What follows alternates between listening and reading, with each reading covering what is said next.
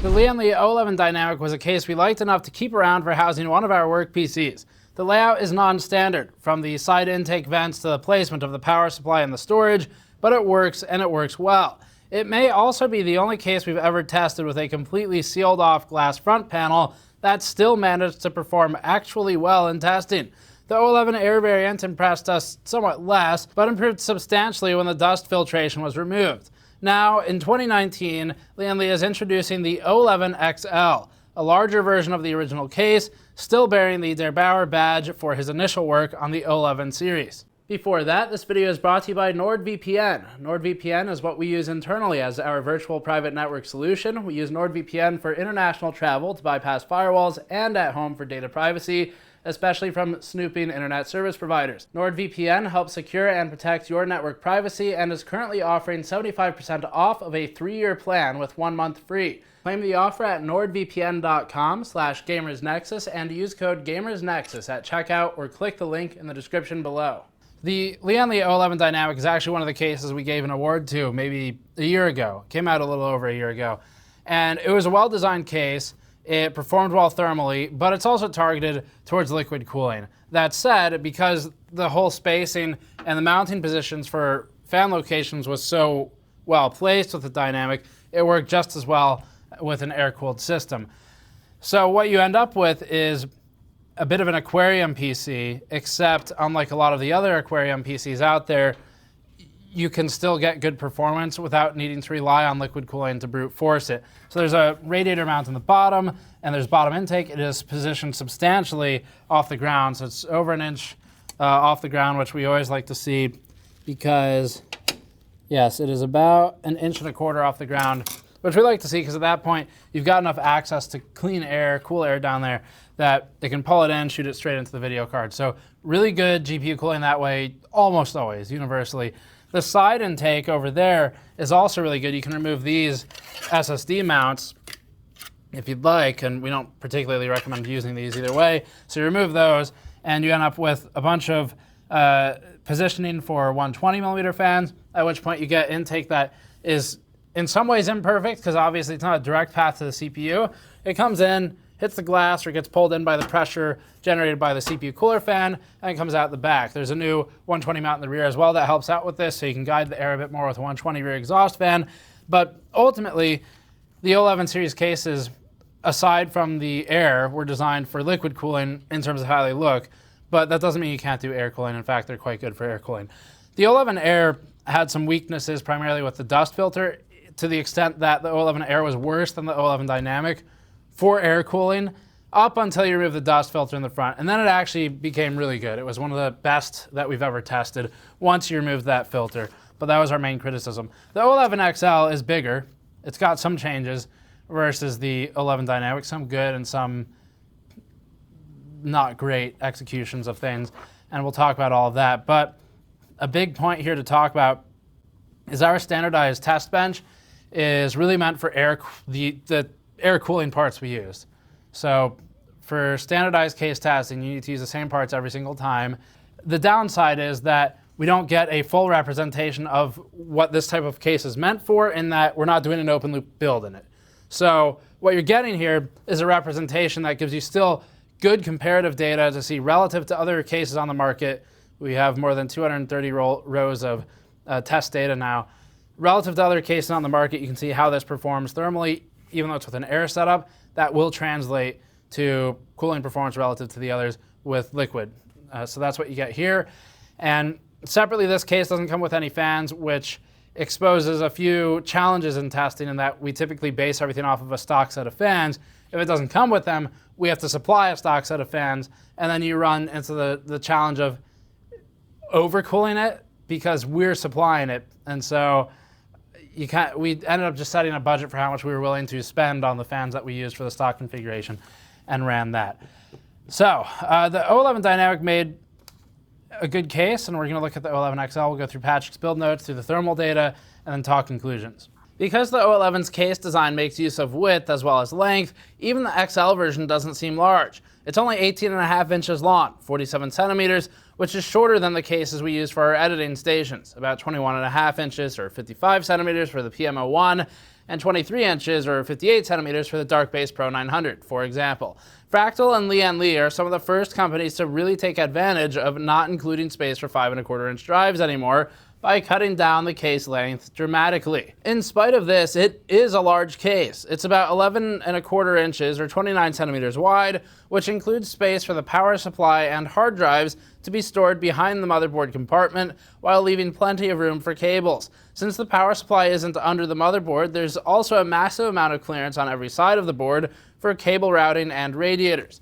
The novelty of power supply shrouds is beginning to wear off for us. It did a while ago actually, but cases like the O11 and the Darkl Base Pro 900 V1 have so much more room to work with, and with modular power supplies that these days have good-looking cables, they really don't need to be hidden anymore. It's only becoming more common that these power supply shrouds are getting removed. The side panels and the front panel all lift upwards and are held in place by the top panel, which must be taken off first. It's held in place by a plastic latch as well. This is new, and it's also got 2 redundant captive thumb screws. This is an odd choice altogether. Lian Li has said that the customers can remove the thumb screws if they want to, but since the thumb screws are captive, users are almost universally going to leave them in the case. This defeats the purpose of having an elaborate and presumably expensive quick-release latch and screw combination.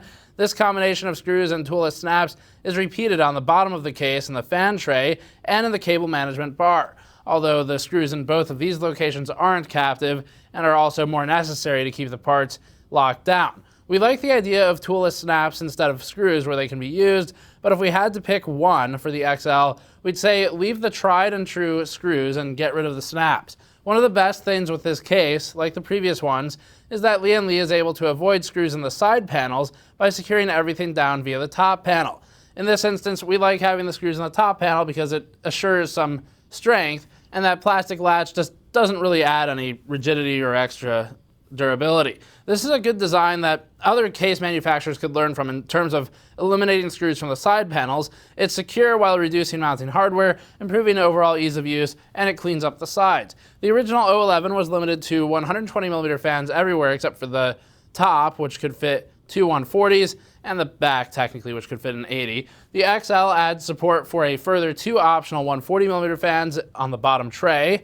The cutouts are still clearly sized for 120, but this improves the ability to install the bottom fans over the original case, which had some clearance issues, especially with larger motherboards. The side mounts and new rear mount only support 120mm. This isn't bad, but it means that buyers should be careful about the dimensions of any radiators that they plan to install.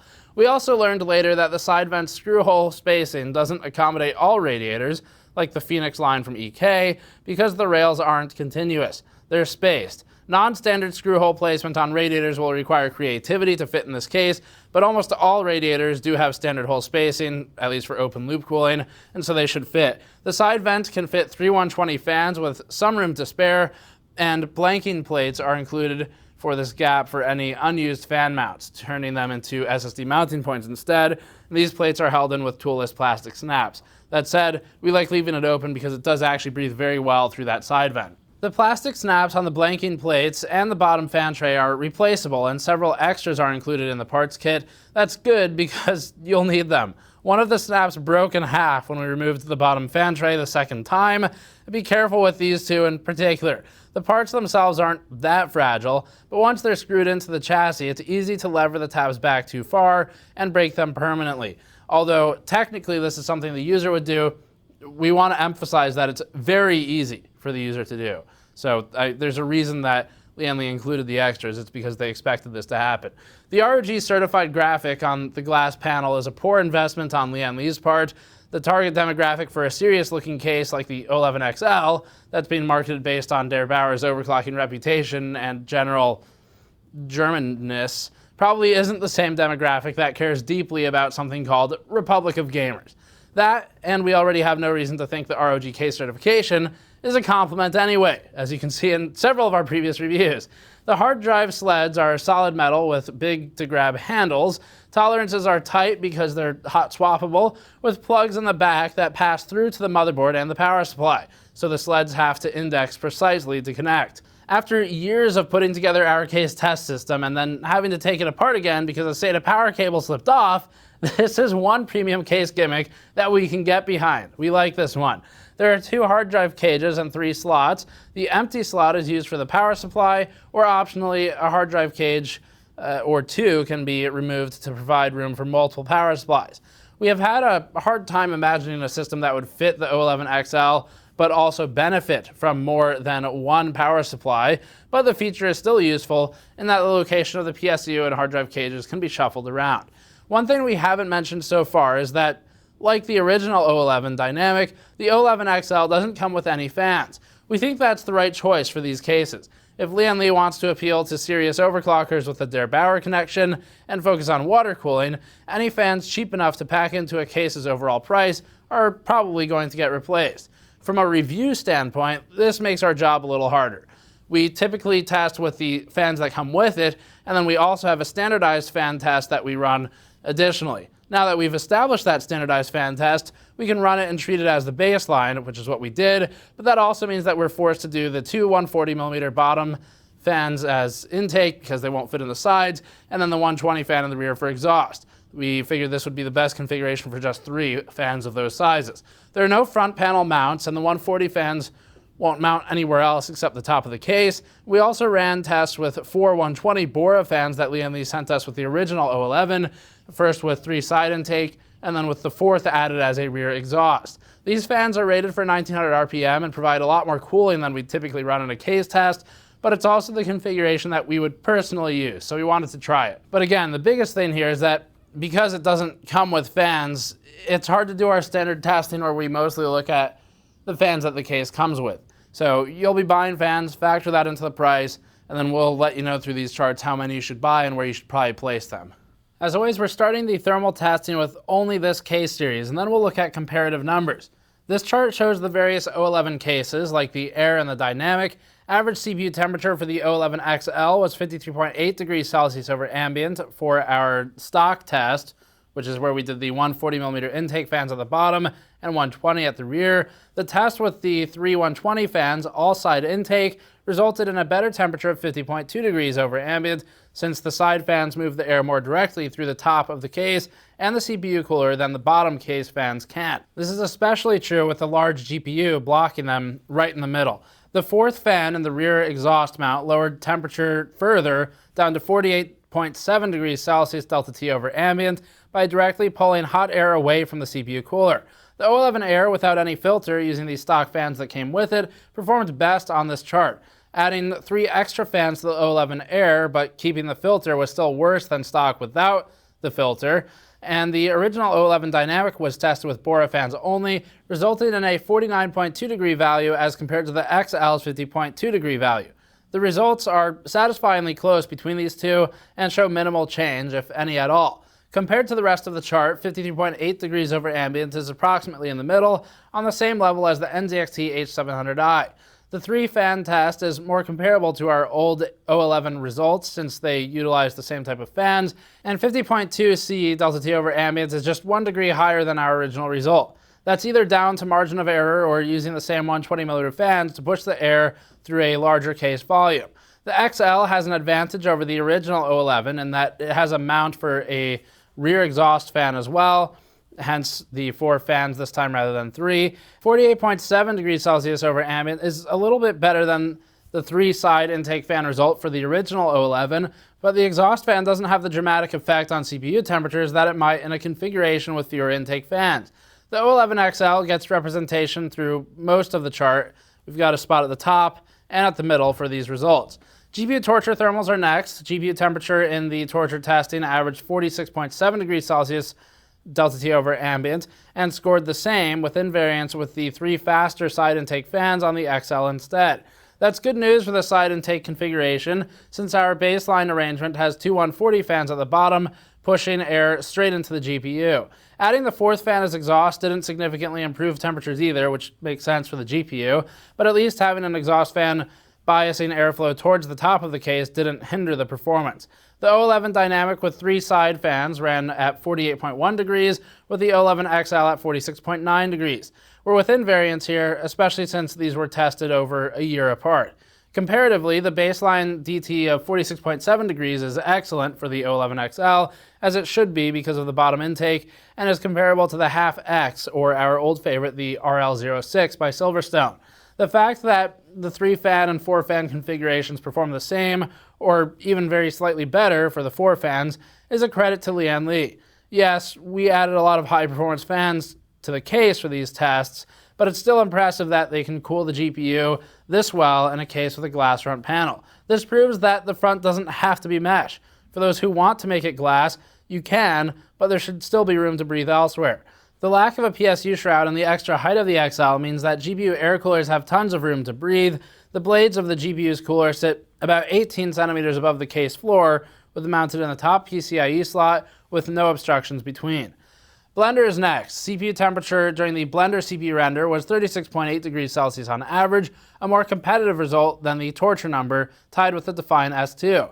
The bottom to top airflow pattern we picked for our stock configuration means that CPU temperature is influenced by GPU exhaust, and with the GPU load at 0 for this test, the CPU delta improves. GPU accelerated rendering is next for Blender, resulting in a 22.4 degrees Celsius over ambient average on the GPU, giving us a realistic look at performance without any torture tests. And this is cooler than almost anything else on the chart except for the Cooler Master SL600M, which shares the bottom intake layout. Speaking of realistic testing, if you want a gaming workload, Firestrike is next. The GPU temperature was slightly higher in Firestrike Extreme Stress testing than it was in the torture test, as usual, averaging 47.9 degrees Celsius over ambient. That's actually extremely good still, thanks to the bottom intake fans, and just slightly above the half X and the SL600M. The half X has a side intake fan that points directly at the GPU, and the SL600M uses two 200mm fans at the bottom, so even though we use some fairly nice Noctua fans for our baseline, the O11 XL is putting itself in good company. There was no point in doing a test with no front panel on the O11 XL because the front panel has no fans mounted behind it. This likewise made our standardized fan test tricky, since we usually do two 140mm front intake fans and one 120 rear exhaust. The side mounts are the closest we could get to front intake, but we couldn't do that either because the mounts only fit 120 fans. We therefore decided to stick the 140 intake fans on the bottom of the case and treat that as our baseline stock test as well as our standardized fan test. There's no perfect science to doing case reviews, as we've often said, and this is one of the examples why. So re-examining the 53.9 degrees Celsius CPU DT average from our original torture test, the O11 XL, when using the standardized fan placement against others, lands alongside the ROG Strix Helios towards the warm end of this fairly small charge, but it also doesn't come with fans and could be reconfigured in a better way. For this counterexample, we've replaced the CPU stock bar with the 3-fan side intake configuration of similar cost. It outperforms the H510 Elite and definitely the Bitphoenix Enso, but cases with a more direct path to the CPU for airflow, like the Versa J24, outperform it with the standardized fan configuration. It's important to remember that this configuration doesn't favor the CPU, and that we were forced to test this way because the fans that we used for this test won't fit in the side mounts where we'd prefer to put them. That's why we strongly disagreed with doing standardized fan testing ever in cases originally, but it was so highly requested by viewers and commonly requested that we added it, to the extent that people thought not doing it was somehow not really showing the full picture. But, as clearly illustrated here, the fan placement matters so much in a case that there's no perfect way to standardize it. We also spent 20 minutes explaining why this particular chart can be flawed and needs to be used very carefully, all done in a previous video, and if you haven't watched that, you need to before you try to take anything away from this chart. The 3-side intake configuration ends up at 50.2, which would move it up to the top of the chart. This configuration does favor the GPU, and 46.7 DT is the best GPU result we've recorded so far for the standardized fan test. Given that the GPU temperatures were nearly as good with the side mounts filled, we're comfortable saying the O11 XL is a good enclosure for air-cooled GPUs. The O11 stock is completely silent aside from interior fans because it doesn't have any fans in it. Putting the 3 Noctua fans in and setting them to 100% for baseline and standardized fan testing put the noise level at 47.5 dBA, which would be one of the loudest cases aside from the, or next to the original O11 Dynamic with 3 side intake fans. The Define S2 Vision RGB with stock fans would also be nearby. The O11 XL was not a case built with noise suppression in mind beyond sealing off the front panel. Noise normalizing the O11 XL is also a little questionable, given that the case doesn't come with any fans. Performance is entirely down to the fans that we pick ourselves. Normalizing our 3 Noctua fans to 36 dBA required cutting their speed to 50%, resulting in a toasty 60.8 degrees Celsius CPU DT average. That's still better than the H510 Elite and the Phanteks Enso, but it's not good. Again, because we had to mount the 140 fans at the bottom of the case. On the other hand, the GPU temperature averaged just 47.2 degrees Celsius over ambient, practically unchanged from the tests that were run with the case fans at 100% speed. 2 140mm fans pointed directly into the GPU cooler is overkill enough that slowing them down to be 36 dBA here still allows them to be effective, and this has good implications for the side intake configuration as well, which is also good at GPU cooling. It ends up the best in GPU thermals for this reason, so what we really learned from all of this is that you should be balancing your fan placement between the bottom and the side for this case. The O11 XL lives up to the reputation of the original O11 Dynamic and is just different enough to justify existing alongside it. Ease of installation has increased with the size of the case as there's simply more room to put things, and the hot swap hard drive bays are vastly easier to work with than the usual mounts. The toolless snaps found throughout the case are a less well-implemented quality of life improvement, but the idea behind them is good, and we hope that Lian Li can work out a better solution in the future, but forget the latch on the top panel. Engineer more durable snaps for the fan tray though. $200 is a high price. We wouldn't recommend choosing the XL over the base model Dynamic just because it's new. If your components will fit in the Dynamic and you don't have any major issues with it for your build, just use the Dynamic. For those who can make use of the extra space, the extra fan and radiator mounting compatibility, the excellent GPU cooling, multi-PSU support, or hard drive swappability, the extra money buys a case that improves upon those things that existed already and adds to them in some ways. You get an extra bay, for example. So it's a proven design that's been improved. Buyers should factor in the cost of at least 3 120 fans as well to take full advantage of the case. So from a quality standpoint, the case is good. It's good quality. The airflow options are good. You're responsible for actually leveraging those properly, but the options are given to you in a way that you can make it cool well with air, or I mean, if liquid cooling's done with air also. So that's all good. It is $200. That feels like kind of a lot to pay for a couple steel panels and a glass panel on the front and the side, but it's good quality. It's just that at $200, there are a lot of options on the market right now, so it's not as easy of a sell as Lian Li's earlier made O11 Dynamic, which is probably closer to about 130. We've seen it lower than that. It just depends on when you're buying it. But that's a really good deal, and it's hard to beat that one. So Lian Li is kind of living in its own shadow with the O11 XL. It's a good case. It's just you are paying a lot, and you do have to factor in the cost of the fans. We're okay with that because if Lian Li had included garbage fans, which a lot of case manufacturers do just to hit the 200 mark, but provide fans, you'd probably end up taking them out anyway, so it's wasteful. So it's a tough balance that they have to strike of do we include fans or not. Not is probably the best choice for something that's mostly going to be used for, in the very least, CLCs, if not open loop cooling. And I think at this point you're just down between choosing between something like this or the Evolv X, or there's a couple Corsair cases in this price category. There's NZXT cases like the H700 series that are a bit cheaper than this category that look like that one up there. So a lot of options at $200, but you don't have to feel bad about this one, and the cooling potential is good. It is your responsibility, though, to get the cooling executed properly, so that's the big thing here. And it's got Darkl's name on it, which presumably has value. He did good work, though. When we asked for the O11 Dynamic, the original, we asked Roman, what was your involvement on this case? How much did you really do? Because it's Lian Li is manufacturing it. Lian Li has obviously got their name at the very front of it. It's not Darkl O11, it's Lian Li O11.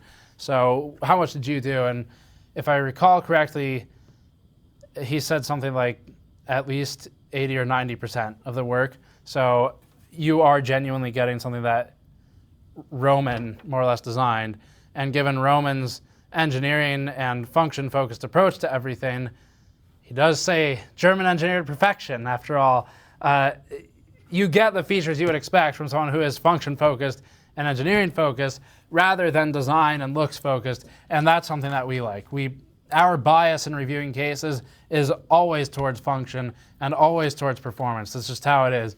So that's why in our reviews, a glass and metal cube gets a good review when it performs well, because there are a lot of glass and metal boxes out there, mostly rectangles, and those don't perform so well. So this one's done a good job with that, but it is expensive. So that's it for this review. Thank you for watching. Subscribe for more. You can go to store.gamersnexus.net to support us directly, like by buying our toolkits, for example, or you can go to patreon.com/gamersnexus. We have some behind the scenes videos going up soon. I'll see you all next time.